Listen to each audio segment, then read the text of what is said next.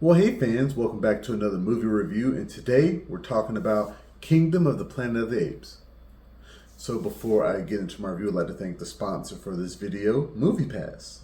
So MoviePass is back and it's better than ever. It's a subscription-based ticketing service, and I've been using it for a few months now, and I just think it's great. And they have this neat new black card, and it feels great, and it's very easy to use. And unlike your AMC A-List or your Regal Unlimited, you can use MoviePass at almost any theater, and it is very simple to use.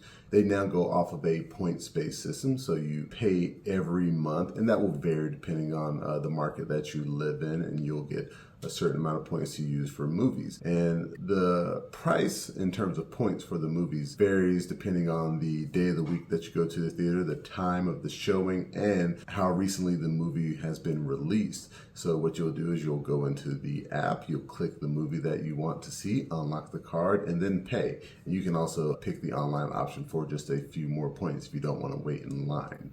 So again, thank you to MoviePass. So Kingdom of the Planet of the Apes is a science fiction film directed by Wes Ball, starring Owen Teague, Freya Allan, Kevin Durand, Eka Darville, Peter Macon, and William H. Macy, and many other names in the acting and the motion capture. And this story is set 300 years after War for the Planet of the Apes, and we follow this chimpanzee named Noah. He's from a falconry tribe, and after his clan is raided by another group of apes and taken captive, he has to go save them from this, tyrannical ape named Proximus Caesar. And along the way, he meets an intelligent human who can speak and a very religious orangutan named Raka.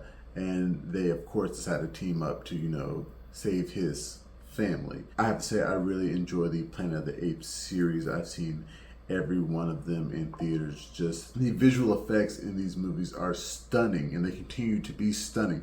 And I think this film is another example of why we need a motion capture category in the Academy Awards, because it is a whole nother level that this has gotten in terms of acting and showing how digitally created people, or apes in the matter of this film, can express emotion on film. And I really did enjoy it. I enjoyed how great this film looked, and I'm not sure how much of it was computer generated or on actual sets. I think they are going to release a version of this film where you can actually see what was a set, because the apes will be just people in costumes. I would really like to see that. But like I said, I really enjoyed that aspect of it. I enjoyed the acting all around. I like that they went small in this film. There aren't really any bigger names in this film. You got Freya Allan, who was in The Witcher. I think Owen Teague, he was in the It franchise. I think he was the bully in that film. You got William H. Macy, who of course is a bigger actor, but he's not like on the level of a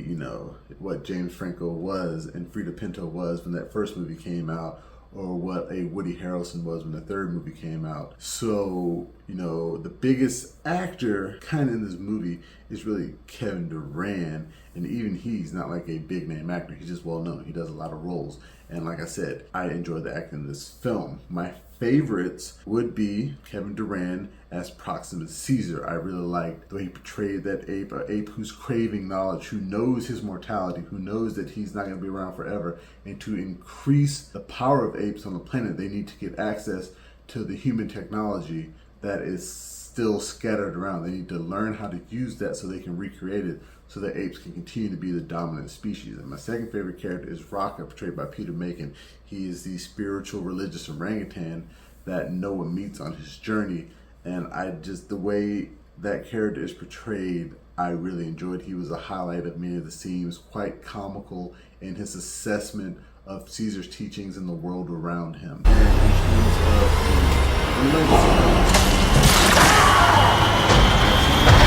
the story 3, I think has its pluses and its minuses. There is a lot of information that I wish we kind of got via exposition or somewhat about these apes, because like Noah's tribe, they don't really talk about Caesar. They don't really know about Caesar's teachings. Noah doesn't really hear about Caesar until he speaks with Raka, so I found that interesting. So I do want to know exactly how all the apes that were with Caesar kind of separated over time and started their own clans. That would have been a lot of information that would have been great to learn. I think that it would have been good to know, like, how come a lot of the apes, they're kind of building the same kind of structures they did in War for the Planet of the Apes and Dawn of the Planet of the Apes. Nothing really new or futuristic. Of course, you got those Proximus Caesar's clan who is using some, human inventions, but that was given to them by a human. So, I'd like to know, like, how come they really haven't changed much. Like, there's a scene in the film where, they see a herd of zebras and like, striped horses. That's weird. Like, they don't know what zebras are. Stuff like that is strange. It really does seem like the apes kind of stayed in California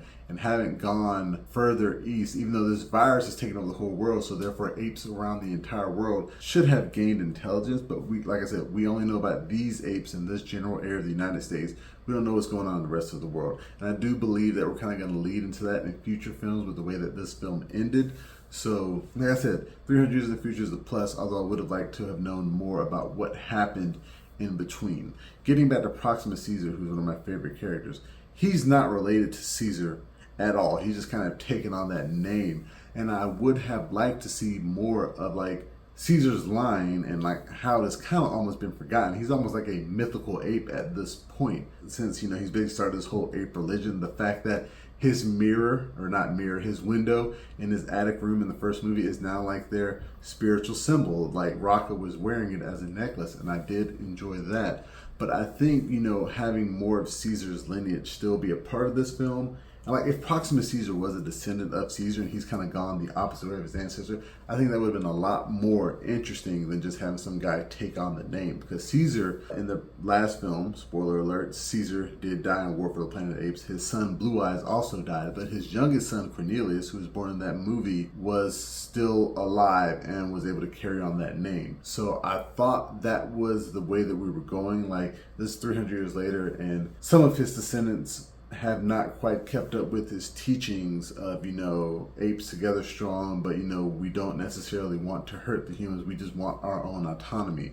And I think they could have delved into that more. Wes Ball, he did a great job. He did a great job directing this film. I really like the Maze Runner movies. The first one is my favorite, and I think he did a great job picking up this story. The film does feel a little bit too long. They could have cut off at least 30 minutes.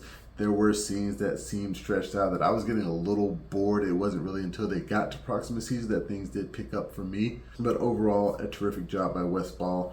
I hope he's back for the 5th Planet of the Apes movie, but I would be okay if they did switch him out for somebody else. The humans in this movie are interesting to me. The main one that you see is Freya Allan as May/Nova, which they make a good joke about why Raka called her Nova, and William H. Macy as Trevathan. They are interesting to me in the fact that even though it's like 300 years in the future, they still kind of act like humans from way back when.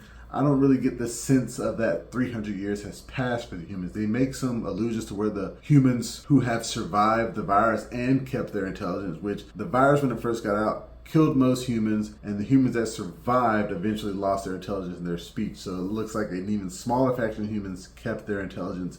And there are also, like, allusions to that humans, the government kind of went into these underground facilities or other places where they could stay away from the virus. The score is also great. It was done by John Paisano, who also did the score for the Maze Runner films.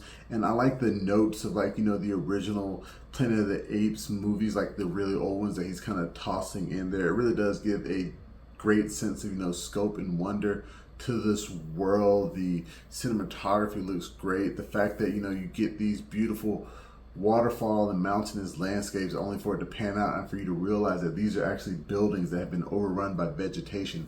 It just looks beautiful. So, like I said, I enjoyed this film. In terms of score, I'm gonna give it a decent 8.5 out of 10. I can't wait to see where this franchise goes next. Apparently they're planning 9 films at this point, so I'm very excited to see what the next film does. I'm actually excited to find out what the name is going to be. I kind of like it's the something of the Planet of the Apes. I like that whole aspect of it. I'd like to thank you guys again for joining me for this movie review. Remember, you can watch this full review on YouTube and the website flipfrogllc.com/flicksfrog. Remember, you can find us on Facebook, Instagram, Twitter, and Reddit. And please, pretty please, make sure that you like, share, and subscribe. And until next time, I'll be seeing you.